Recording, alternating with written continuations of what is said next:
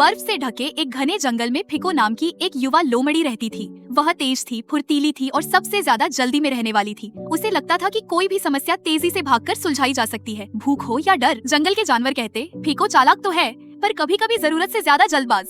एक दिन सुबह जब जंगल पर सफेद बर्फ की चादर बिछी हुई थी, फिको का पेट जोर जोर से गुर्राने लगा। वह खाने की तलाश में इधर उधर घूम रही थी। तभी उसकी नजर पड़ी एक जमी हुई नदी पर, जो शीशे की तरह चमक रही थी। और उस बर्फ के नीचे सैकड़ों मछलियां धीरे धीरे तैर रही थी, बर्फ की चादर के नीचे फंसी हुई। फिको की आंखें चमक उठी। वाह, आज तो दावत होगी।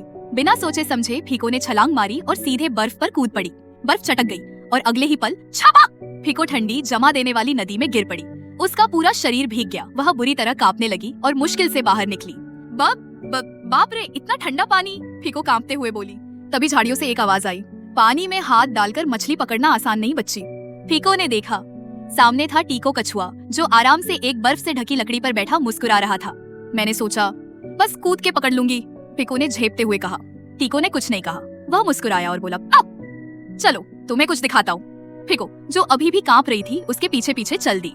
वे नदी के किनारे पहुंचे, जहाँ बर्फ में एक छोटा गोल सा छेद था। टीको ने धीरे से सिर उस छेद में डाला, कुछ पल रुका और फिर पकड़ लिया। एक ताजी मछली। फिको हैरान रह गई। तुमने ये कैसे किया? उसने पूछा। टीको बोला, मैं कई दिनों से मछलियों को देख रहा हूँ। मुझे पता था कि कहाँ बैठना है और कब पकड़ना है। फिको शांत हो गई। उसने ध्यान से देखा। धीरे धीरे उसने भी अपना पंजा छेद में डाला। पहली बार चूकी, दूसरी बार फिर कोशिश की, तीसरी बार झपाक, उसने एक मछली पकड़ ही ली। उसकी आंखें खुशी से चमक उठी। टीको मुस्कुराया। तुम तेज हो फिको, पर कभी कभी धैर्य ही सबसे तेज रास्ता होता है। उस दिन के बाद फिको ने जल्दी करना नहीं छोड़ा, पर अब वह सोच समझकर कदम उठाने लगी। वह चतुर ही नहीं, अब समझदार भी बन चुकी थी।